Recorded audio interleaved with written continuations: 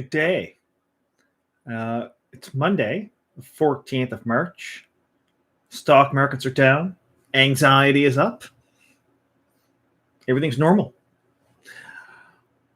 Just want to talk about a few things that's been kind of bothering me a little bit. And I'm sure some of it's bothering some other people. First, I want to thank my sponsors, CSIS, the RCMP, and the Canadian Forces National Investigation Service, who are mostly my watchers of my videos. Thank you. Without you, I'd have nothing. Fuck Trudeau. So let's get to this. I've been watching the war in Ukraine. I know everyone is. Well, today, NATO said it's okay for NATO countries to donate aircraft to the Ukrainians. Now, listen, I would love World War III. Love it. Being just vaporized in a giant flash of nuclear weapons. I mean, do I have to pay my mortgage? I don't know. Does that happen? Is that a thing? I don't know. But the Western nations who keep pushing for escalating violence, more war, it doesn't affect politicians. Because you know what? The next politician's just around the corner. And it's going to be their issue and their fault.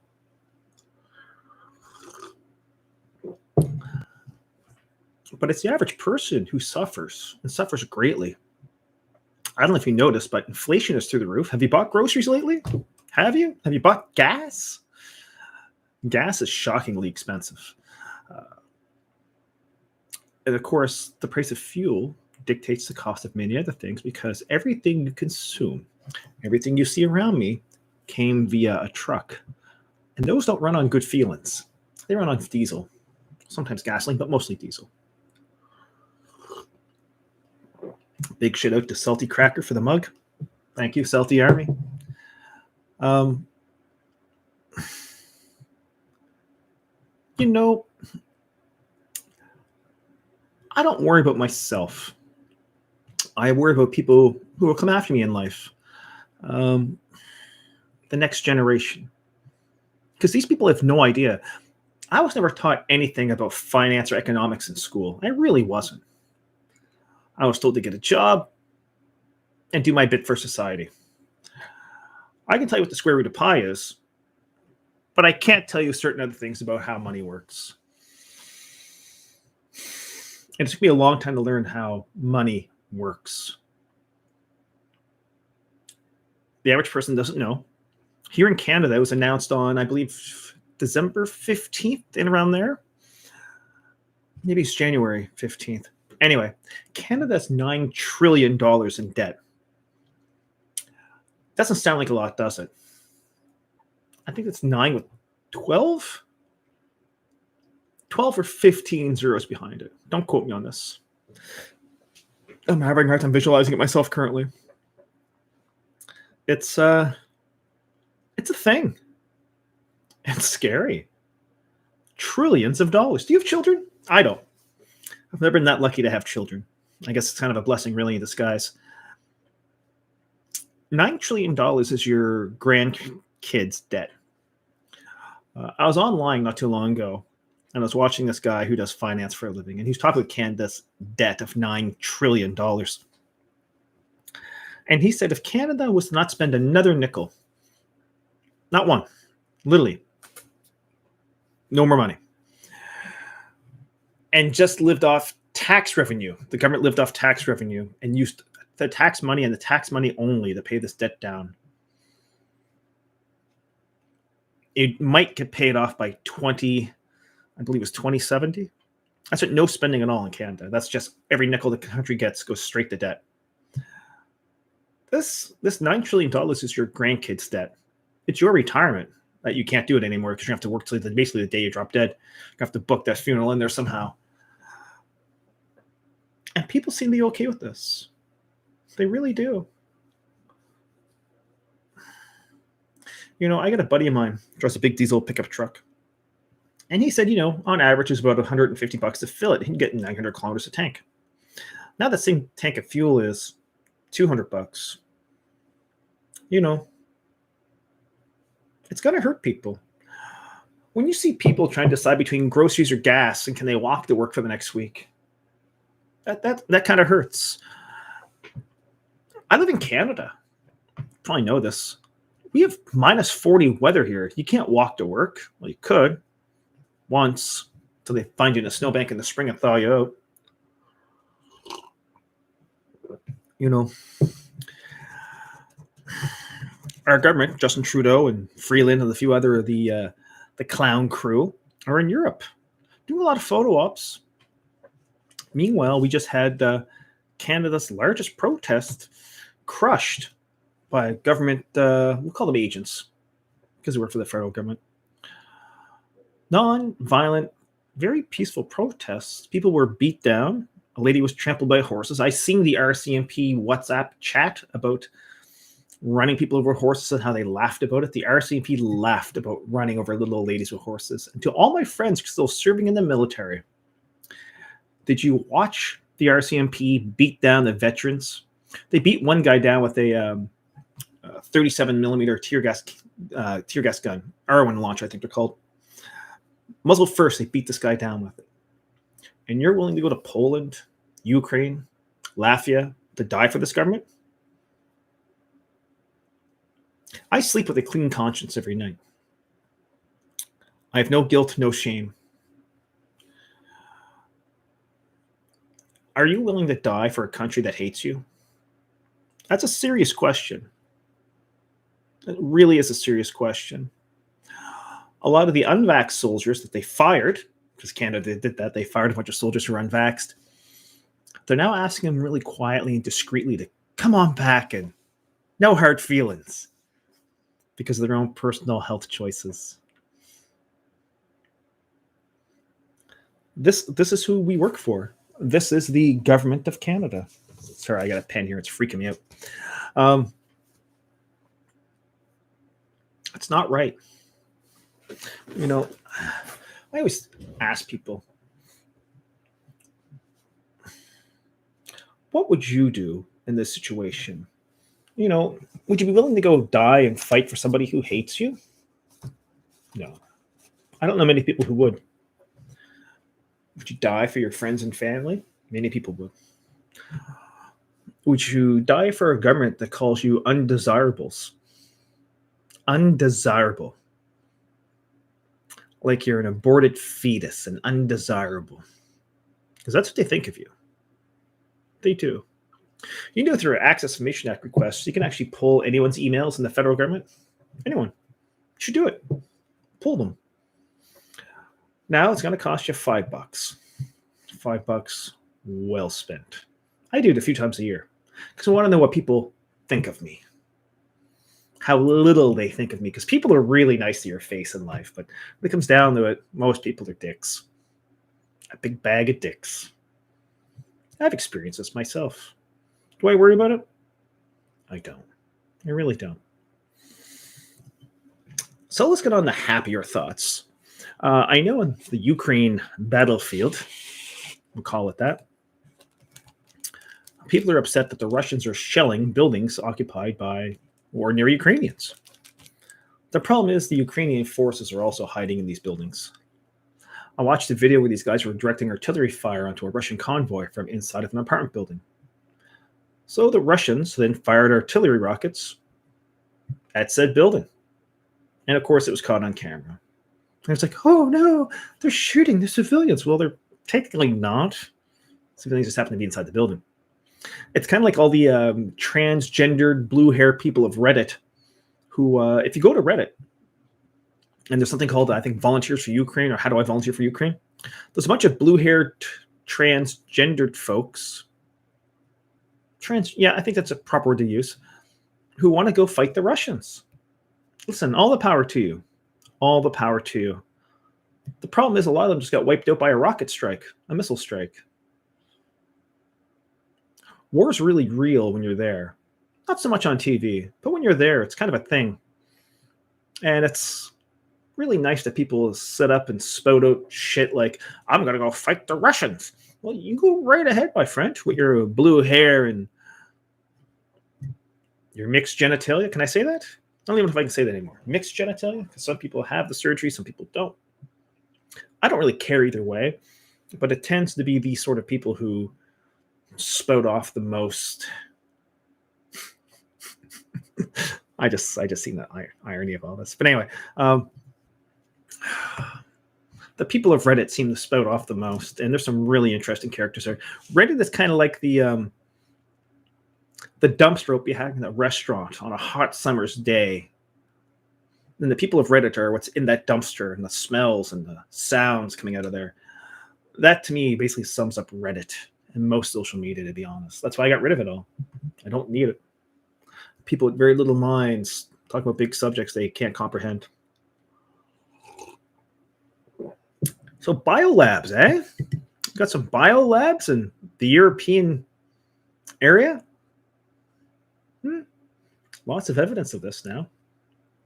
It's funny. They were struck on the first day of the war. A lot of these biolabs are at universities, and a lot of these universities were attacked. I was like, why are they attacking universities? They're actually attacking the labs.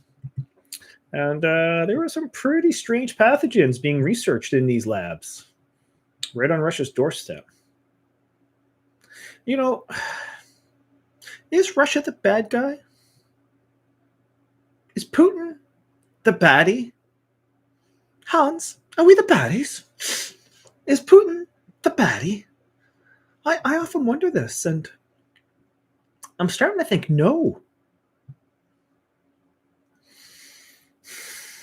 See, when all this first started, let's go back a bit. I know a girl from the Ukraine. She left when she was 6 after Chernobyl blew up. She originally moved to the UK and then to Canada, and then went to make pornography, and I politely declined, and then she got angry at me, and now we don't talk any longer. Long story for another adventure. But she told me your home country is pretty messed up. And I don't know much about Ukraine. The only the Ukraine I've met, here's a funny story for you. In 2000, I went to my buddy's wedding. Was it 2000? Maybe 2001. And I got to meet a Ukrainian guy at the wedding. Now, he sat at my table. I didn't know him very well. His name was Oleg. Nice guy. And he's with this beautiful blonde lady. And I was just with my spouse at the time, my girlfriend, I guess you can call her at the time. And he's like, Tony, would you like wife? I'm looking at my girlfriend like, I don't know. And he's like, I bring you a wife. I said, no, I'm good. He's like, $14,000. Morning, John. $14,000. I send you a wife. He's like, you put her into prostitution, stripping, whatever. And I said, well, what do you mean? He's like, well, he imported girls from the Ukraine. Because pulling a plow across a farmer's field wearing high heels is not a young Ukrainian girl's idea of a good future. So what he was doing was some sort of weird visa stuff. If you paid him $14,000, he would import a Ukrainian girl. And I asked him, I said, aren't you worried about being deported or caught? He's like, oh, no. He's like, most politicians have one of my girls as a housekeeper or cleaner. And I was like, floored by this. Well, recently I had a buddy of mine ask me about Ukrainian girls. And I said, listen, I actually kind of know somebody who imports girls from Ukraine. And he's like, can you reach out to that person? And I did.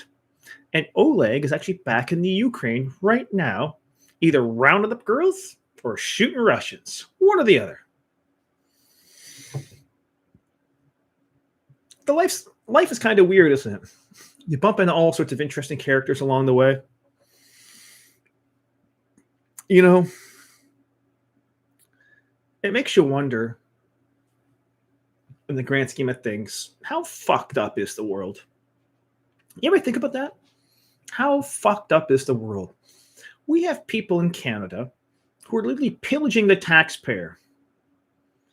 You know, we just need a bit more tax dollars, just a few more dollars, and everything will be great. And this has been going on for well over 100 years here in Canada, where if you just give a little more, everything will be fine. A lot of people don't have any more. A lot of people are strapped pretty tightly. Not everyone has a government job, fantastic pension, stability. Can't afford to buy a house. Go buy a house today. This place is worth over $300,000. I paid $185 for it. Does that make sense? It doesn't make any sense. So the future generations are going to have to pay for all of this. And what are they going to do? How are they going to afford it? They can't. So who's going to buy these houses? When I drop dead one day, who's going to buy this place from me?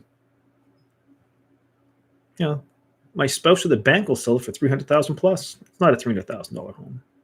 One down the road from me just sold for just shy of $300,000, and it's basically a shack. $300,000 shack.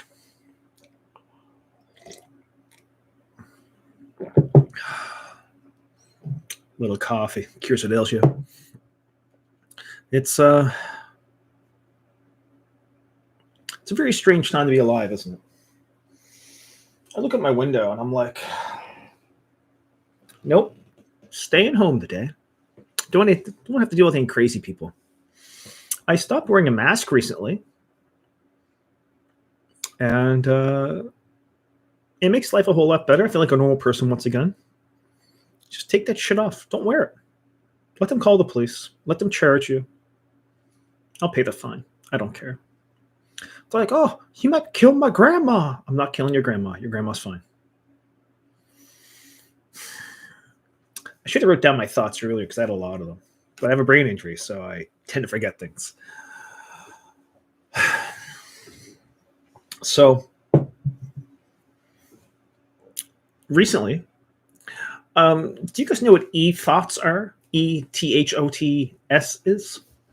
It's girls who will go on websites like OnlyFans and ask guys for $5 a month so that people can look at their Ghibli bits. You know, if you pay via PayPal to anything, including OnlyFans, your name shows up. Your actual name shows up. This Ethought announced that she was doing that online and then looking at people's LinkedIn profiles. And then she picked a few people out. She lost 85,000 viewers that day. 85,000. How much money was this girl making? Oh, she was just on Twitch, though, a video game streaming site. But OnlyFans does the same thing. Anything you used to pay PayPal with, people can see your full name and then your LinkedIn profile. Would your boss like to know that you're masturbating to a 20-some-odd-year-old girl in their underwear playing video games? Probably not. So why subject yourself to that chance? Just don't. Don't do it. Save your money. You know, it's like strip clubs. Guys who go to strip clubs spend $800-900 on throwing money at girls you can't have a relationship with, let alone have sex with. Is that really a good use of your money? Now, I used to be a big fan of strip clubs when I lived in Ottawa. I dated a stripper for a while. Not my best moments. But as a buddy of mine, Carl, once told me, he's like, Tony, is there anything better when you're at a strip club and the large biker from Quebec starts screaming at the strippers in French and the girls start crying, but they're still dancing? He's like, is there anything better? No, there's not. That's like, it's like the peak of humanity right there. Can it get any better? No. Can it get worse? Probably not. Probably not. They also had a place called Barbarella's in Ottawa, probably in, I don't know, 2001, 2002. Good times had by all, except for the stripper. Said she was crying on stage. It was a show. It was definitely a show. But girls don't have to do that anymore.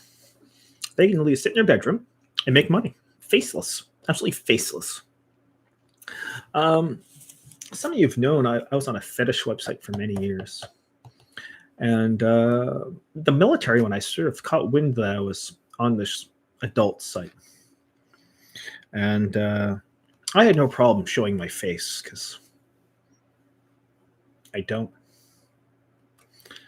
And I'd go to the gym in the morning And half the people around me, I'd recognize them by their tattoos. Tattoos are very distinctive. I have some myself.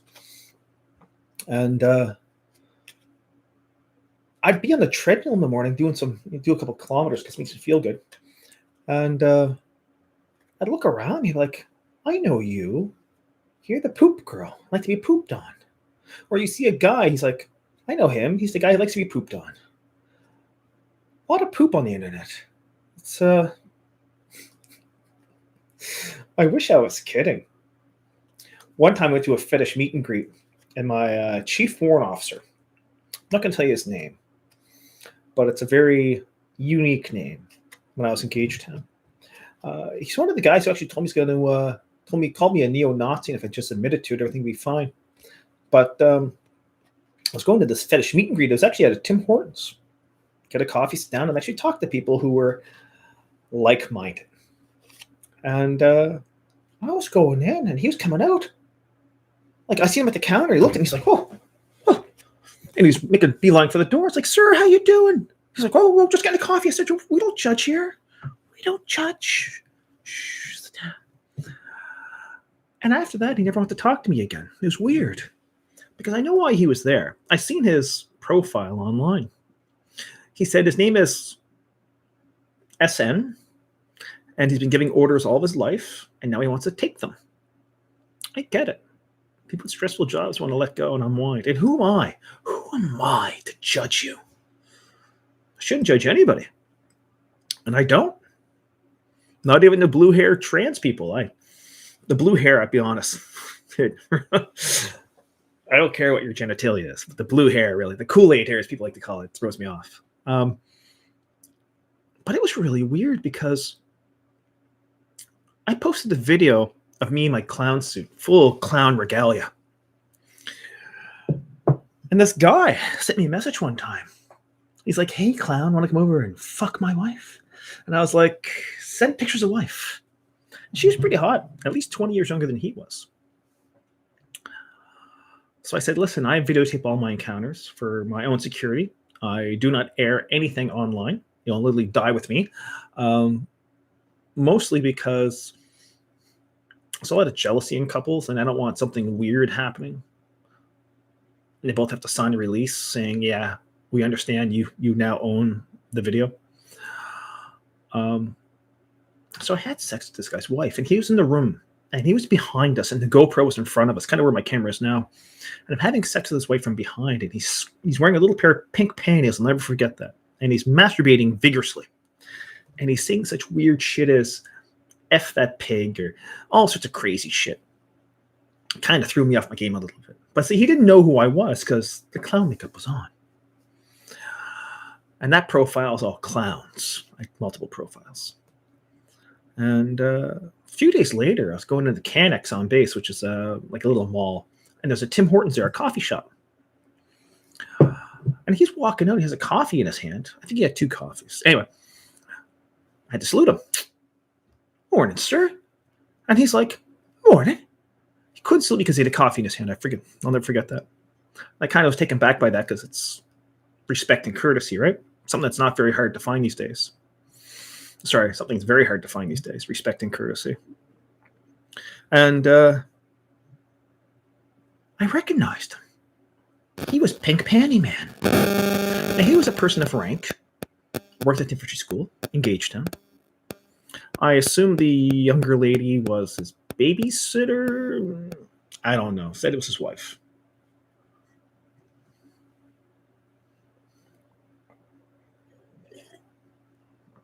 And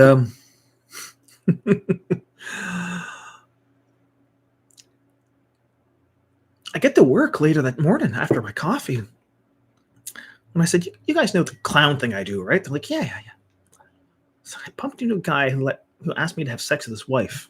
And he turns out to be a high-ranking officer from the infantry school. They're like, "That's weird." I said, "No, it's not weird." I said, "This is not that uncommon. It's just weird that the same people who accuse me of being a neo-Nazi also ask me to have sex with their wives." Yeah. My thoughts exactly. Life is strange, isn't it? You never know who you're going to bump into. I met Lauren Harper, which is Stephen Harper's wife, at the Ottawa Humane Society, early 2000s. She was really nice. Avid volunteer at the Ottawa Humane Society, really nice person. And I got this chance to walk with her at what's called the Wiggle Waggle Walkathon. I know it's a mouthful, for the Ottawa Humane Society. Me, my border collie, my spouse at the time, and Lauren Harper and her dog, or I think she got a dog from the Society. Anyway, and she seemed like really nice, really cool lady. Drove motorcycles, avid volunteer, just really laid back. And I asked her, I said, "Where's all your security at? There's two guys walking with us," and I thought that was fairly normal. I mean, this is a park in Ottawa. She's like, "It's the ones you can't see you should be worried about." I'm like, And why I mention that is I was at a protest in Ottawa probably 15 years ago. And there was more cops in the crowd than there was people protesting. Every second guy had like a cordon up his back and into his ear. And I was like, it's earbuds, some sort of earbud, some sort of comms device. And then the rooftops, I noticed a bunch of cops with like rifles and binoculars. And I'm like, what are they so afraid of? Are they afraid people may learn the truth about this once great country? And then how basically this country's a sham? It's not what it appears to be? Because when you pull back that curtain, there's a lot of strange things going on in this country. How is one of our federal leaders, yeah, I'll use that term, federal leaders, the granddaughter of a Ukrainian Nazi? How is this person also need their parents to co-sign for their mortgage when they work for the federal government? This person also is a member of the World Economic Forum. If you need to get your parents to co-sign for your mortgage, you're probably not very good with your nickels and dimes. But this person deals with a lot of cash here in Canada.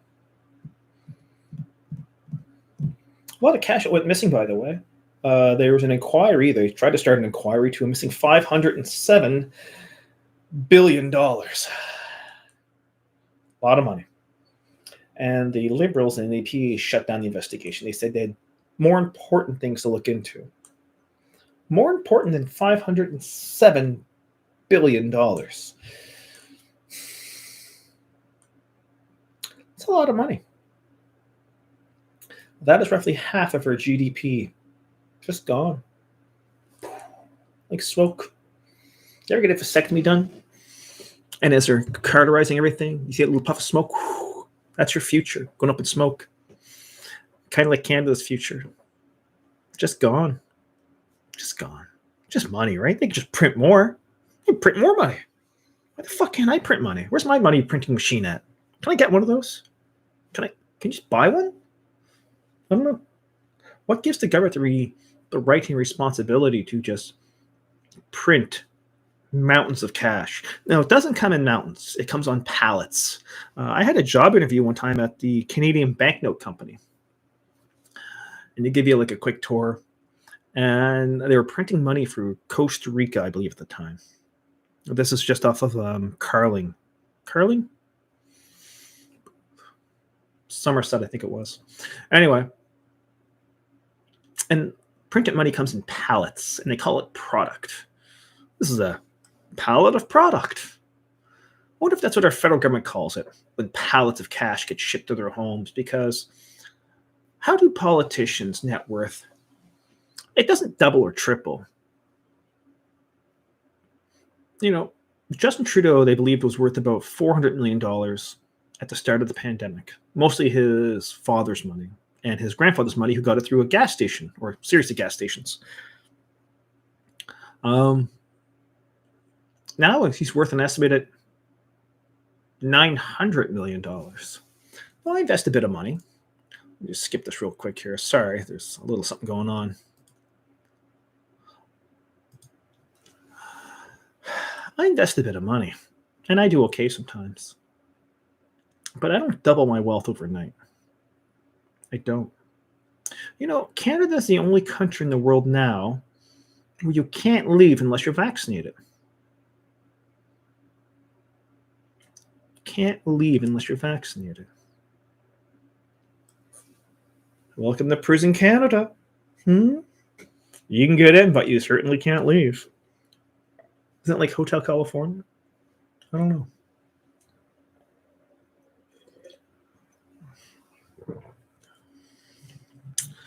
You know, there's been more suicides in the last 2 years than there has been death of COVID. And nobody wants to talk about that. This is probably going to be deep. Oh, by the way, YouTube's been pulling down a lot of my videos because I talk about the wrong things, I guess. My wrong speak. Fucking Tony and his wrong speak. You know, I keep getting told I should just toe the line. Be a good boy for the government. Everything be just okay. No, that'll never happen. I'm sorry. As long as there's air in my lungs. You know, what are they going to do? Come by and shoot me like they did that gunsmith in Ontario? Murdered him? Murdered him? Well, you haven't heard. In Simcoe, Ontario, just north of Toronto, there was a gunsmith, and I forget his name because I am terrible at names. He built custom handguns. And they believe some of his guns were used in crimes, and the serial numbers were basically machined off. So they believed he machined off the serial numbers. You can't machine off serial numbers. There's always going to be some form of imprint. You have to scrap the gun. But anyway, I digress. So the Toronto police, along with an armored vehicle, an ambulance, and 3 cars, drove from Toronto to Simcoe, 2 hours north. I guess the local police couldn't handle it. And a confidential informant was in this guy's shop, which is a garage outside of his house. And suddenly the police kicked in the door. And the police said he raised a pistol, an unloaded pistol, towards the police. And he was shot 4 times and died. Sounds like an execution to me. I wasn't there. But he was hit in both palms. You're holding a handgun. I don't know if you can see this. My grip on the handgun, by the way, is terrible. I'm a terrible handgun shooter. Anyway. Both palms, which means the pistol will be wrapped around his hand or in through his hand. But there's no damage done to the pistol. So how was he shot? How? If the pistol wasn't damaged, he was shot through both palms. Was he putting his hands up like this? Hands up like this? Were they like this? I don't know. I wasn't there. But the police cleared themselves of any wrongdoing. To me, it sounds like it was a hit.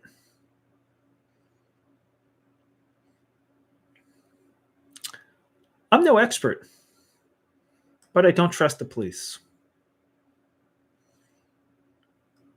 I should do a video someday about all my interactions with the police. I've had a few over the years. I've actually gone to prison for a little bit. Long story. Charged, never convicted. But I've had some interactions with the police. I was robbed by the police one time at an ATM in Halifax. That would be about 95 or 96. I met a fake RCMP officer around 2010, 2011. 2010, 2011. Got pulled over by him. Within 300 meters of an RCMP station, actually. And I caught it on my GoPro. Where's my GoPro? I caught it on my little GoPro here. And I had it posted to my YouTube channel for a while. I pulled it down because I started getting a lot of flack for it. A lot of really negative flack for it. I was coming off the highway to go get a haircut on Saturday morning. And there's a stop sign at the top of the ramp sort of thing. And I seen this cop across the way, and I didn't pay much mind to him. So I start driving down the road. And he spins around to pull me over. And I was like, I just renewed my plates. Did I put the stickers on? Anyway, he comes up behind me and pulls me over. He's like, license, registration. I give him all that. He's like, you know why I pulled you over? I said I didn't put the stickers on my plates yet. He's like, no, you're on your cell phone. I said, my cell phone? I said, that's weird. It's in my pocket. He's like, yeah, it's black. I said, most cell phones are black. I said, do you have a body cam or a dash cam? He's like, no. I said, my GoPro's been running since I left my house because I lived in New Brunswick at the time, and GoPro's good to have. Anyway, and I said, the audio's on. And of course, the video's on. And I said, if I was on my cell phone, he'd pick it up. And as soon as I mentioned the cell phone, he kind of stepped back away from my car door a little bit. And I asked him, I said, do you have a supervisor handy? He's like, you're being belligerent. I said, you're on video, right? And audio. So he walked away, came back and said, well, just call this a warning, and drove away. And that really didn't sit with me very well. So later that day, I called the local RCMP. I said, listen, I just got pulled over one of your guys. His name was Cote, C-O-T-E. I said, is he one of yours? Oh, no, we have no one by that name. No one by that name. I said, he literally just pulled me over like, I don't know, an hour ago. Like, nope. He's like, there's 2 guys in Ormuckdo, and there's 2 guys out in, shit. Terrible with names. Anyway, McAdam. And he's like, we got no one in that area. I was like, very weird. So I posted the video online. And I started getting some pretty weird fucking comments. How I was trying to incite violence towards the police or something. I'm like, what? First of all, I don't incite violence towards anybody, even though Facebook and Instagram are now saying you can make all the violent threats you want against Russian soldiers, Vladimir Putin. But I got some pretty strange responses. Now, the RCMP say they didn't have a guy there. So who was he? He was driving an RCMP cruiser, dressed as a cop. Is this another fake cop driving around? Speaking of fake cops driving around, I recently grabbed the newspaper. Bear with me a second.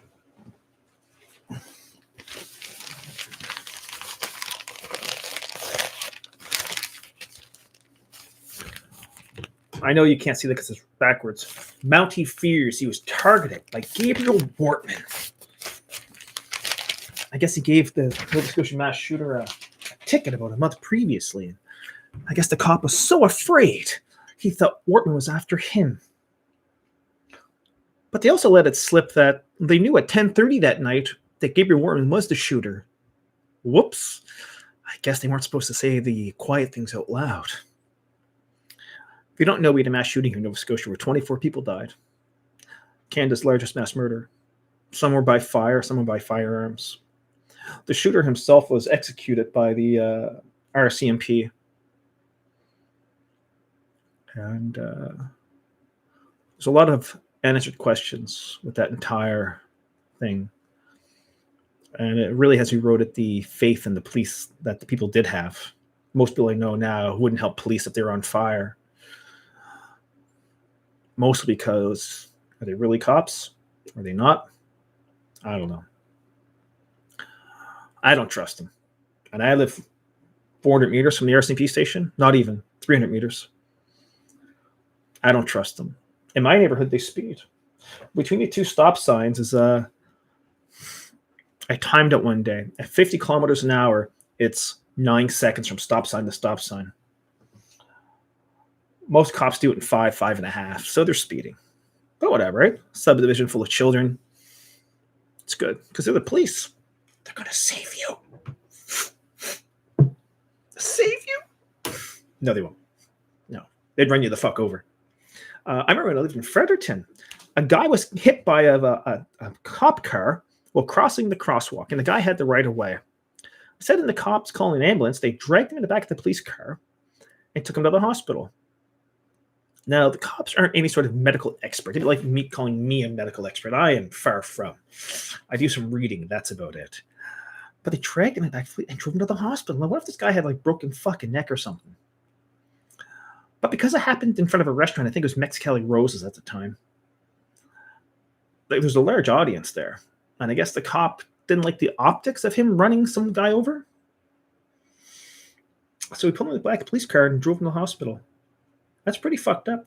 I remember one time, I was at TD Bank on Prospect Street in Fredericton. And the This cop came rolling up to the fucking bank, lights flashing and stuff, parked in handicap, jumped out. She went in, took some money at the ATM, and left. Very important police business. Very important.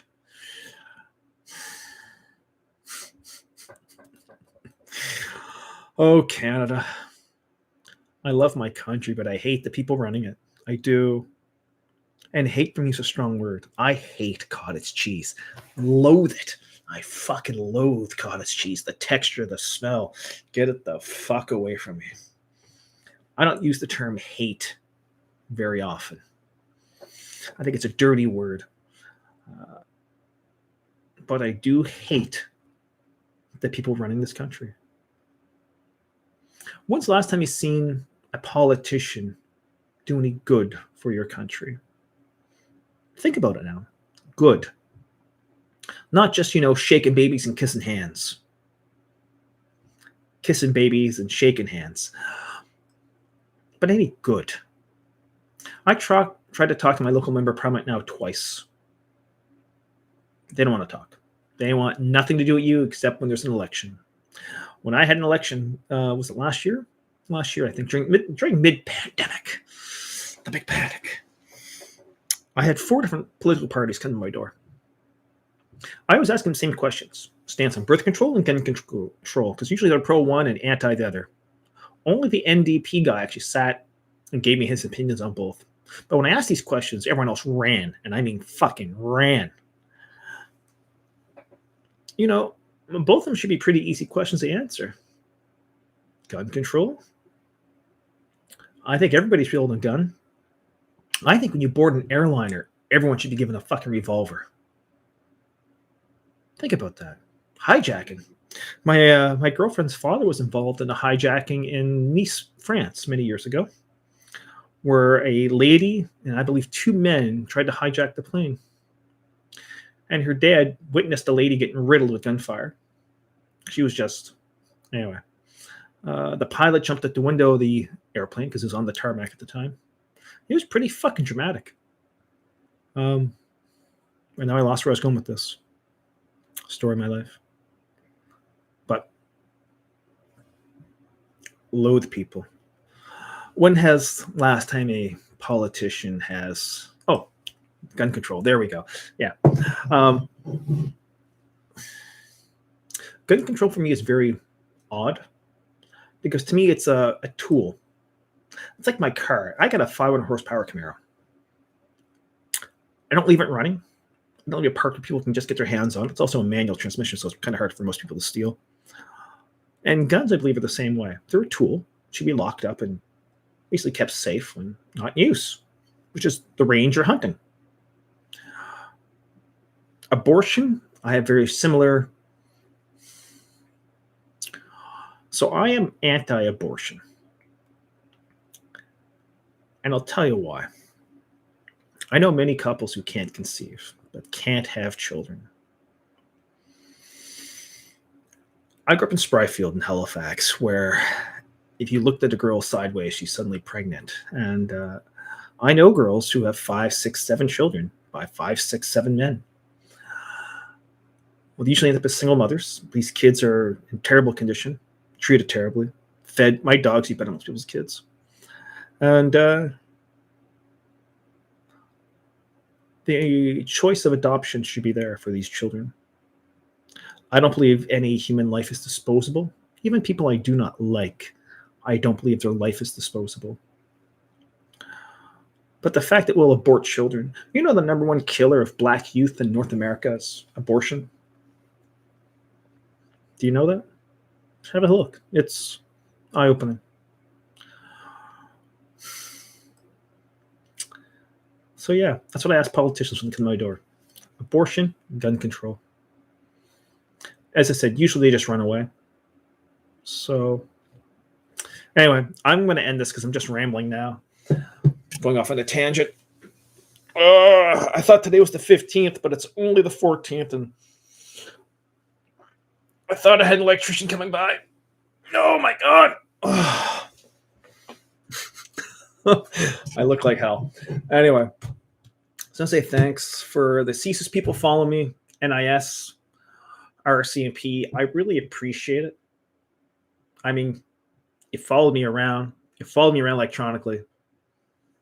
Thanks for your hard work, I guess.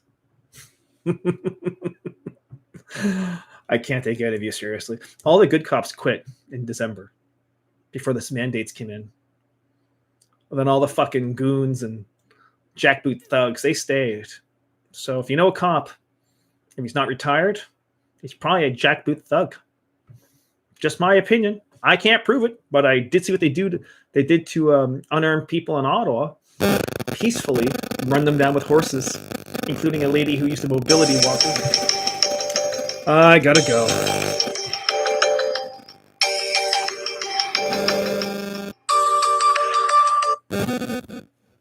Yes. No, you must have the wrong number.